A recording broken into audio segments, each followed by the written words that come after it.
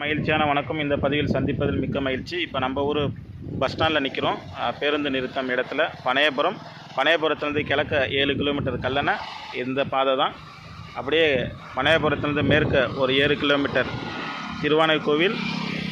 இதற்கு ஆப்போசிட்டில் நேராக போனோம் அப்படின்னா நம்ம ஊர் திருப்பால்துறை ஆதி மூலநாதர் சுவாமியோட ஒரு எல்லைக்குள்ளே நம்ம இருக்கோம். ரொம்ப மகிழ்ச்சி. அப்படியே இந்த பஸ் ஸ்டாண்டுக்கு பின்னாடி பார்த்தீங்க அப்படின்னா ரோடு தெரியும் பாருங்கள். இது காவேரி ஆற்றுக்கு போகக்கூடிய ஒரு ரோடு. காவேரி ஆற்றங்கரையில் இருக்கக்கூடிய நிலத்தை பாருங்கள். ரொம்ப நாள் விவசாயம் பண்ணாமல் இருக்கவும் அந்த நிலம் தரிசாக கிடக்கிறதுனால கருவ மரம் பெருகி போய் கிடக்குது. இதனால் நிலத்தடி நீரும் வற்றுறதுக்கான வாய்ப்பு இருக்குது. இந்த நிலம் அப்படியே அதுக்கு மேற்கால பாருங்கள் வாழை வச்சுருக்காங்க. அந்த வாழையில் வந்து வேலை பார்த்துட்டு இருக்காங்க மக்கள். பில்லை எடுத்துக்கிட்டு இருக்காங்க. ஏன்னா இப்போ விவசாயம் பண்ணிகிட்டு இருக்க நபர் இந்த சைடு விவசாயம் பண்ணாமல் இருக்காங்க. இப்போ விவசாயம் பண்ணி லாபம் கிடைக்கல அப்படின்னா திரும்ப அந்த விவசாயம் பண்ண நிலத்தை தரிசு நிலமாக போட்டு ஃப்ளாட்டு போகிறதுக்கான வாய்ப்பு இருக்குது. ஏன்னா இந்த ரோடு வந்து பைபாஸாக மாறிடுச்சு.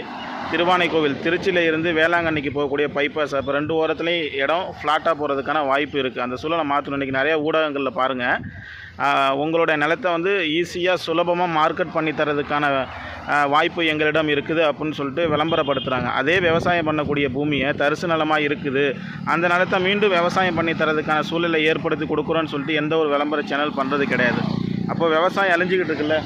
விவசாயம் மட்டும் அழிய கிடையாது, மக்களும் நம்மளும் தான் அழிஞ்சிக்கிட்டு இருக்கோம். அதில் மாற்று கருத்து கிடையாது. அந்த சூழலை மாற்றணும் அப்படின்னா எப்படியே இந்த வீடியோவில் நான் நினைக்கிறேன், நம்ம ஊருக்கு போகக்கூடிய பாதையில் வந்து விவசாயம் 2 சைடுமே விவசாயம் போட்டிருக்காங்க. அதில் வந்து இப்போ வந்து ஃப்ளாட்டாக மாறிக்கிட்டு இருக்குது. அதையும் நான் மென்ஷன் பண்ணுறேன். ஏன்னா